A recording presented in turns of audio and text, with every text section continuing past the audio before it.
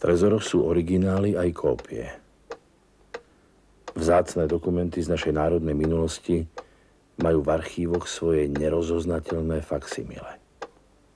Originál a napodobenina sú uschované na rôznych miestach, aby v prípade živelnej alebo inej pohromy zostala správa o našej existencii.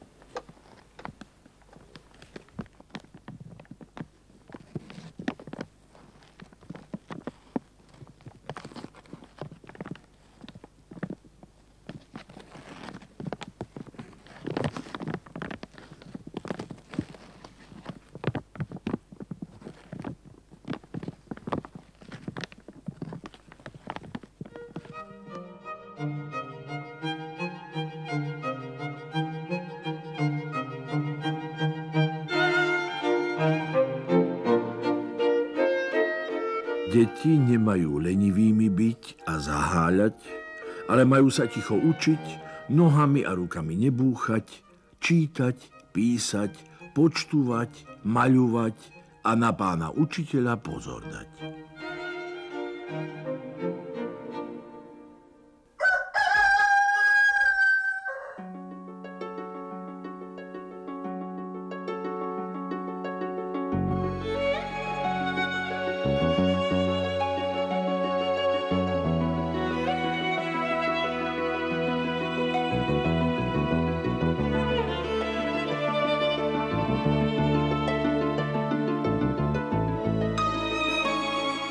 Kto priemeny časov pozoruje a stoletia so stoletiami zrovnáva, ten iste musí vidieť, že človečenstvo sa usiluje vždy do lepšieho stavu prechádzať.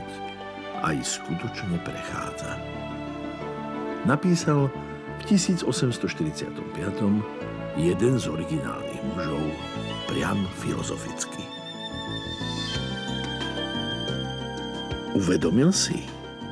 Uvedomovali si, že od nich, od prvých v disciplíne sa meria stav človečenstva.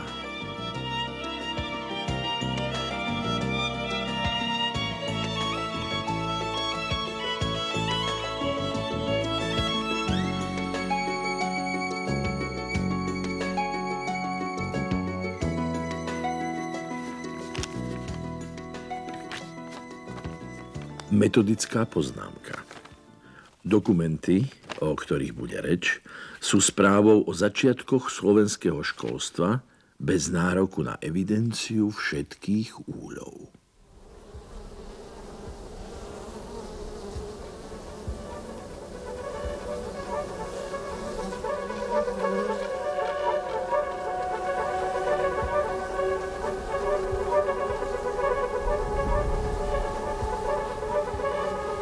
Nevedno presne, odkedy sa traduje tento obraz.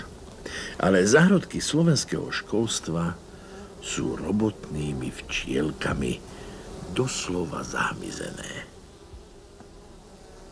Už August Horislav Škultéty videl v neborkej včeličke príklad všetkých čností. Ba, zdá sa, že učitelia sami si včeli prímer predhadzovali sťa morálnu métu. Keď chce tedy mať vo škole svoj poriadok, ako vúli, požaduje sa od neho, aby sa i on sám poriadku pridržal.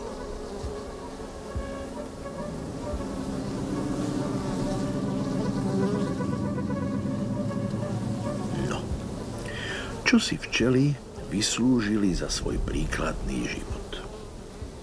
A čo páni učitelia? Akéže čnosti zrkadlí ich príkladný život?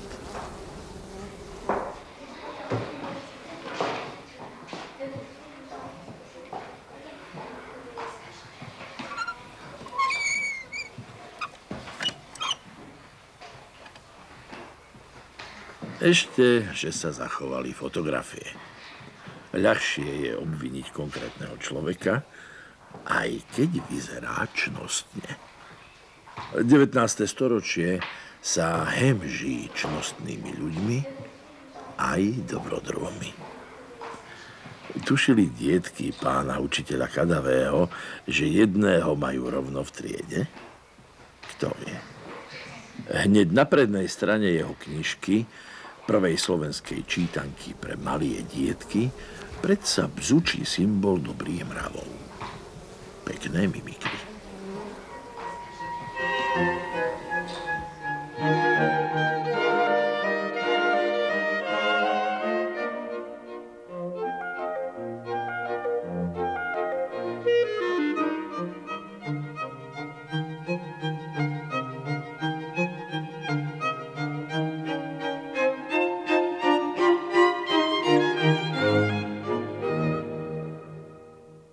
Takto nenápadne vyzerá dobrodruh v zrelšom veku so ženou a synom. V septembri 1846 napísal priateľovi: Musím vám vyznať, že moja vytrvalosť mnohým veľkým mstám a hrozným neslýchaným činom príčinu zavdá.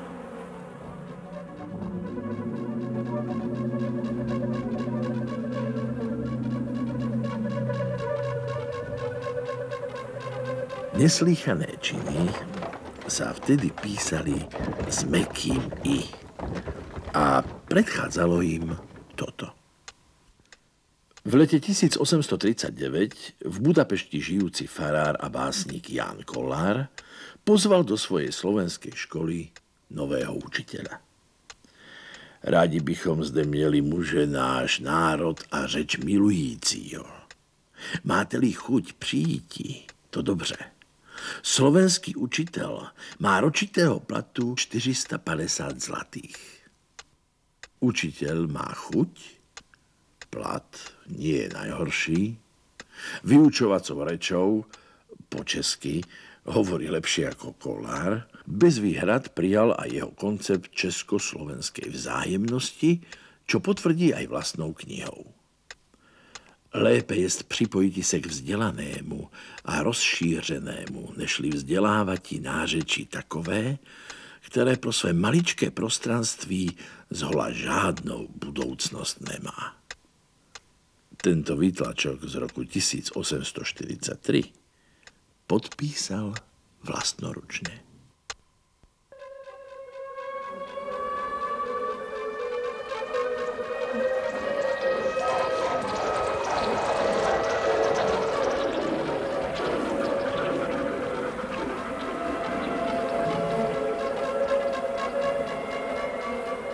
Hľa neslýchané činy. Hľa filologický dobrodruh. Ten istý učiteľ v tom istom čase, keď vyšiel jeho vzájomnostný traktát, v Kollárovej škole učí štúrovskú slovenčinu.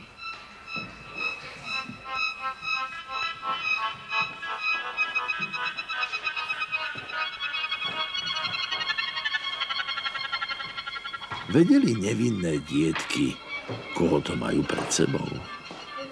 Určite. Bol to neuveriteľný škandál. Akéže mimikry. Učiteľ Kadavý ignoroval dobré jazykové mravy kollárovskej školy a sám ich osnovateľ zúril, možno vo Včelíne, určite na cirkevných zhromaždeniach. Proč sem prý panu Kadavému jakýsi jeho slabikář, čili čítanku v onéno kočištine psanou dovolil? Já o této knize, ačkoliv cenzor jsem, zhola nic nevím. A na skrytě sepsána i tištěna byla. Nejde o Kollára. Jeho príbeh je známy. Názor na kočištinu nezmení do smrti. Čo však tento seriózny muž? Ako sa z učiteľa Kadavého stal dobrodruh?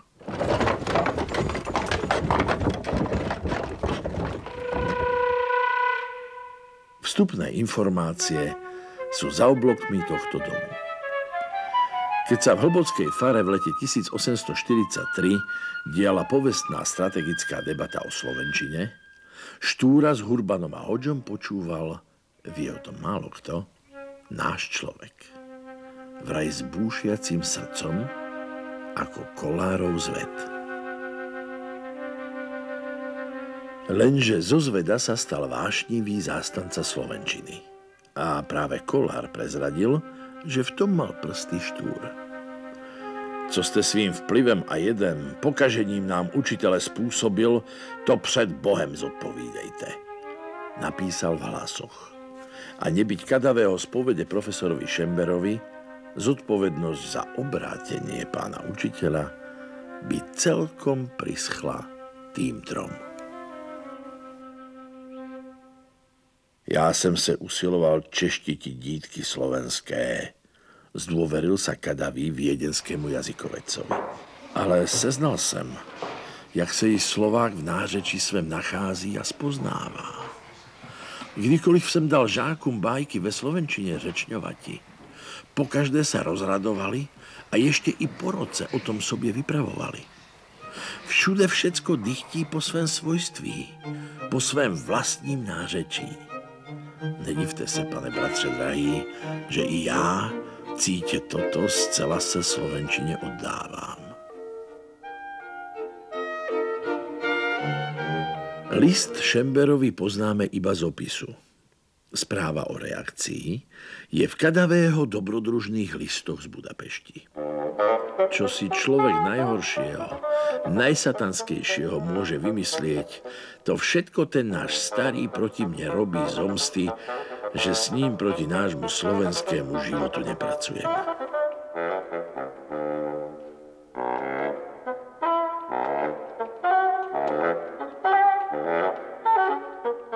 Mňa chceli z konventu slovenského vyhnať.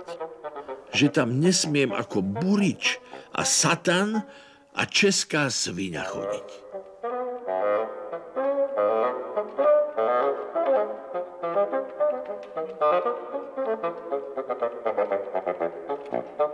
Autor prvej slovenskej čítanky bol Čech. V predmluve napísal: Nemôžem túto čítanku v inšej, ako v čisto slovenskej reči vydať, v ktorej učiteľ najľahšie svoju námeru dosiahne. Mal to ťažké, ale dobrodružstvo si zapríčinil sám.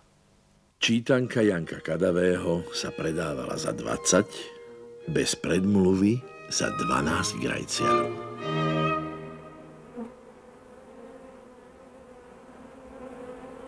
A čo medzi tým včielky na Slovensku?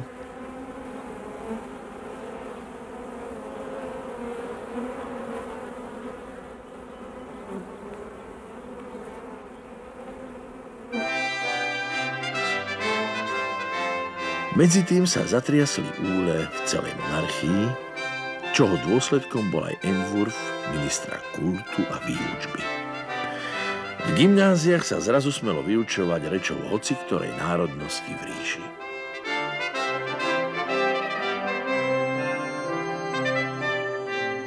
A tak aj slovenské včielky nesmelo zabzučali po svojom. Čo sa modrý týka, výbor je tej mienky, stojí v správe k záležitosti usporiadania škôl v Preddunaji, zapísanej Jánom Kalinčiakom v novembri 1851, že by v Modre slovenská reč s nemeckou ruka v ruke ísť mala, s prevahou ale reči slovenskej. Zapisovateľ je v tom čase už 4 roky riaditeľom tunajšieho gymnázia.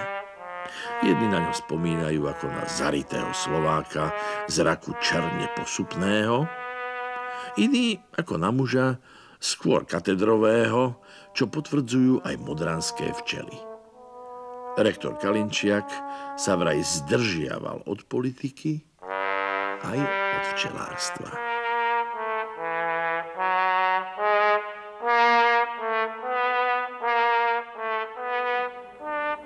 Intelektuál Kalinčiakovho rangu zrejme prerastá včelí rámik, čoho pravda, že nevylučuje z hry. Apropos, mohol si muž s takýmito fúzmi nasadiť včelárskú kuklu? Možno jednoducho nemal čas. Už v 1846, keď nastúpil v Modre, mal za sebou vážne literárne texty a popri učiteľovaní vlastne celý život písal. Alebo popri písaní učil?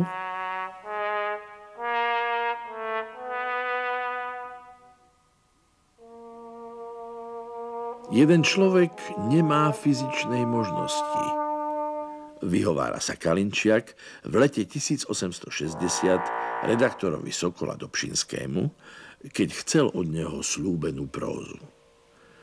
Celý mesiac skúšky, procesy, aspoň 20 správ, pletky, s nami tedy není nič. Nuž, ťažký život rozdvojenej osobnosti.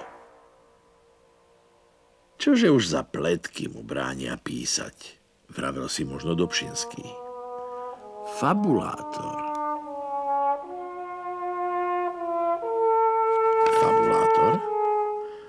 Pekné slovo pletky sa už písalo s Y a vyskytuje sa aj v Kalinčiakovom liste Hurbanovi z mája 1861, čo si žiada chronologický exkurs.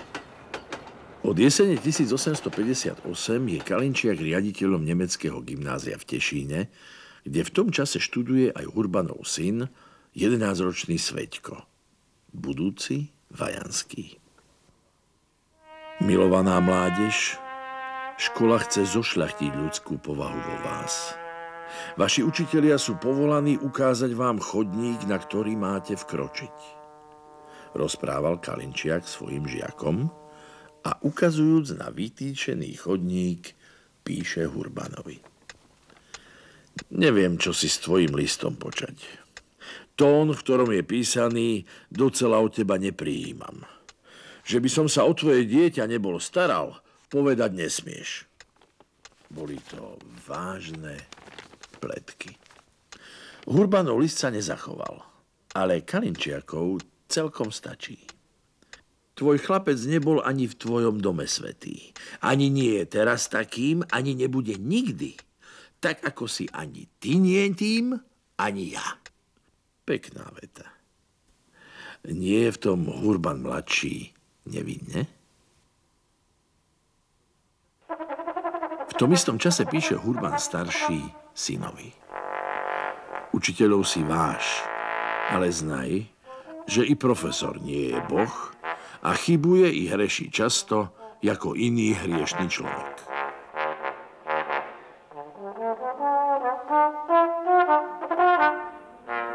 Ani profesor Kalinčiak nám nevypadne z hry. Učiteľ má byť zrkadlom všetkých čností, ktoré dietkam svojim odporúča. O akých hriechoch sa to šíri Hurban? Metodická poznámka. V hre sa uvažuje s možnosťou, že včelý prímer relativizuje aj literárne spory. Toto je Kalinčiakov list Hurbanovi bez dátumu. Celý sa trasiem od hnevu a škrípem zubami. Ak neprestaneš to, čo som ja napísal, tak impertinentne premeňovať, radšej zahodím pero na smetisko. Aké karikatúry sa z mojich vecí stali?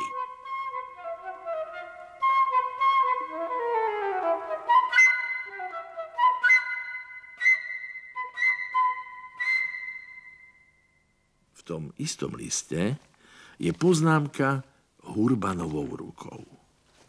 Myslí si, že v jeho ľahkomyselnom pere Goethe sedí. Nož ale už vie naše obecenstvo, čo je za stylista ten pán Kalinčiak. Z tohto sporu museli vzniknúť veľké hriechy.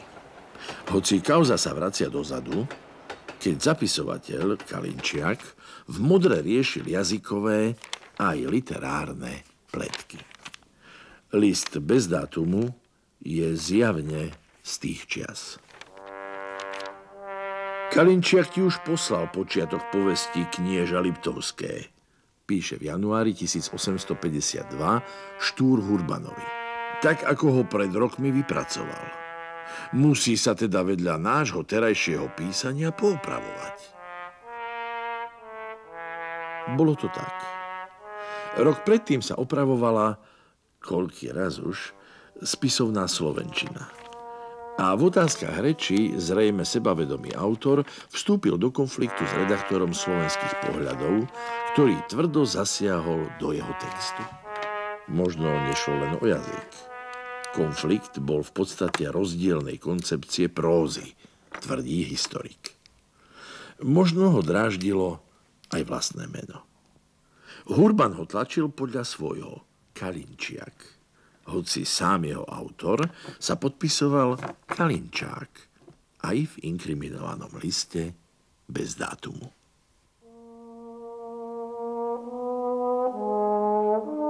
Kto vie, že by si nedôveru vzájomne zachovali na celé roky? Že by pedagogický konflikt suploval dávny literárny spor? Kto vie? Človek je už sám sebe hádankou. V duši mu driemu najrozličnejšie protirečenia a vášne, prednášal profesor Kalinčák po nemecky svojim tešinským žiakom. V týchto zažltnutých zošitoch sú jeho pedagogické maximy. No my musíme povedať dmúcej sa povodni tých vášní potiaľ a nie ďalej. Ako to napísal Urbanovi? Celý sa trasiem od hnevu a škrípem zubami. A včielky museli vedieť, že pán profesor nie je zrkadlom tých čností, ktoré dietkam svojim odporúča. Nož čo? Jeden z prvých slovenských učiteľov bol hriešnik. Hoci sa vraj včelárstva zdržiaval.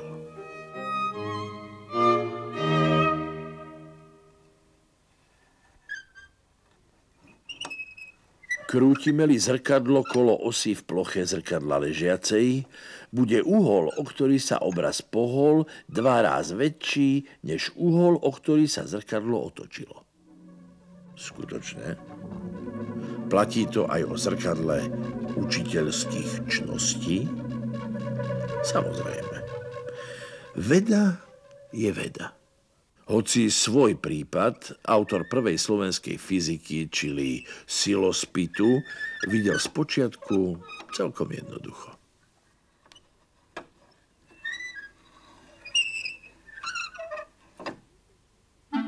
V jeseni 1866 sa mu otvorila brána Revúdskeho gymnázia. Má 23 rokov, vo vrecku vysvedčenia z Viedne a Erlangenu, vie, čo v najbližšom čase urobí a napíše. Je usilovnejší ako bežná včela. No, zahmizenie slovenského školstva zdá sa nemá hraníc. Revúdske gymnázium má včely rovno v úradnej pečati. Ba nový profesor Ivan Branislav Zoch, povedzme radšej hneď, je publikujúci včelár. Jako náhle sa roj ustáli, že v úle zostane, robotu hnedky započne. Usadil sa. Započalo. V Revúdskom úli prednáša matematiku, fyziku, chémiu a telocvik. Rozhojňuje pomôcky, zbiera rastlinky, chrobáky a motýle. Profesor Zoch si počína ako rozvážny včelár.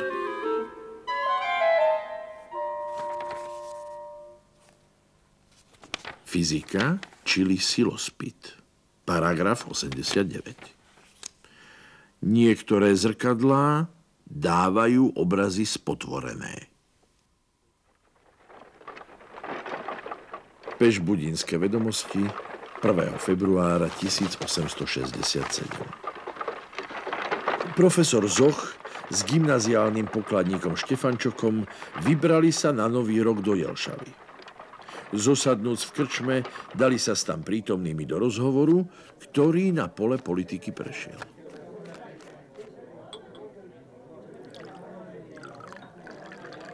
že odkiaľ vraj gymnázium peniaze bere, keď Slováci sú chudobní. Isteže od ruského cára. Profesor Zoch odvetil na to, že veru z Ruska dostáva peniaze, ba i teraz má pri sebe viac kusov rubľov. V ďalšom chválil tenže dobrotu ruského čaju. Konečne pán doktor Zoch, majúc pri sebe pištoľ, idúcky z mesta vystrelil.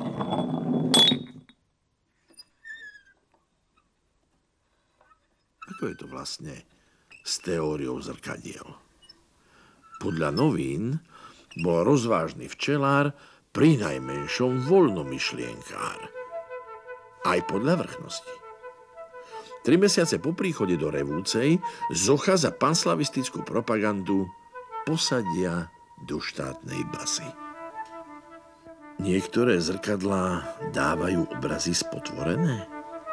V tejto sťažnosti slávnej stolici Gemerskej napísal: Na bezzákladnú denunciáciu bol dolu podpísaný za 5 týždňov vo väzení bez príčiny držaný, ba počas výsluchu mne, doktor I.B. Zoch, nešlechetný vyšetrujúci putá na ruky dal.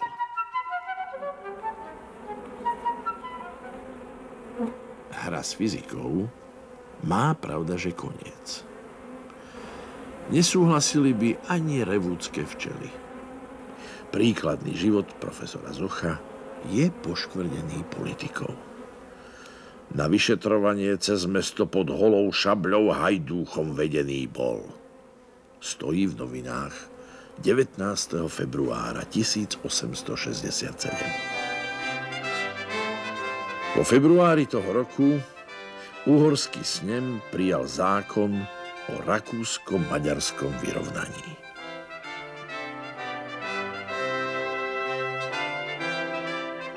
Cvičenia trpné pozostávajú z násilného ohybovania a vyprosťovania údov pri odpore z protivnej strany, sťahania, tiskania, tlačenia sa. Napísal Zoch v krátkom návode k vyučovaniu telocviku. Od vyrovnania po zrušenie jeho školy uplynie 7 rokov. Napriek odporu z protivnej strany vydá svoj silospit, počiatky názornej merby, dokončí rukopisy, čo mu urobia povesť Polyhistora a 19. novembra 1873 rieši kauzu, o ktorej vie málo kto. Bolo to vážne. V záhrade revúdskeho mešťana Pavla Mikuša došlo k zločinu. A síce tak, stojí v zápisnici učbárskeho zasadnutia, že 3 žiaci vyššieho gymnázium, idúc na prechádzku za bieleho dňa, prinesenou sírou za 4 grajciare kúpenou, 1 klád včiel vykedili, z nehož sa následne všetci 3 medom nasítili, ostatok tam nehajúc.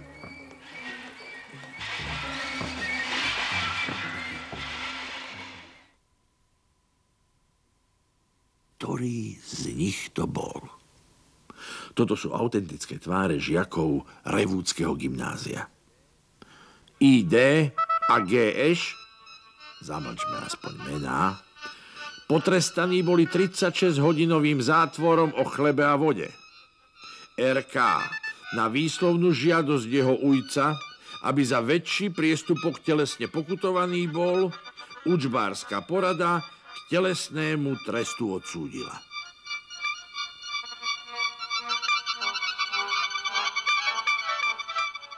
Toto sú autentické tváre revúdskych profesorov. Toto ich mená. Ťažko ich zamlčať. Správa je o nich.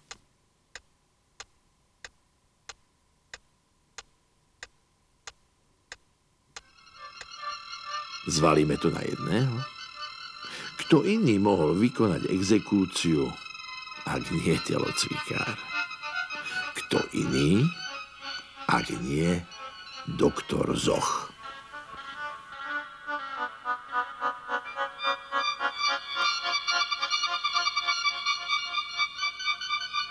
Metodická poznámka. Žáner našej správy nám dovoluje sfalšovať dejiny slovenského školstva. Ivan Branislav Zoch nemohol predsa udrieť nezbedného chlapca. Veď ho samého mlátili v base.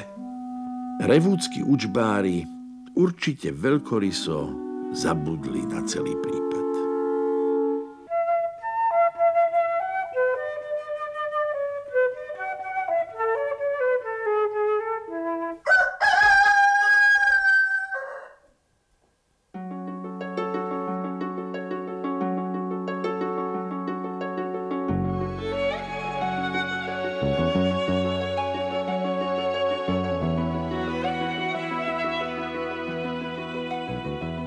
Kto priemeny časov pozoruje, musí vidieť, že človečenstvo sa usiluje vždy do lepšieho stavu prechádzať. Aj skutočne prechádza. Napísal jeden z originálnych mužov priam filozoficky. Pravda, že niekedy v takomto priechode povstávajú aj rozbroje a zmätky, ale aj z týchto bied a zmätkov pre človečenstvo mnoho pekného a dobrého pochádza.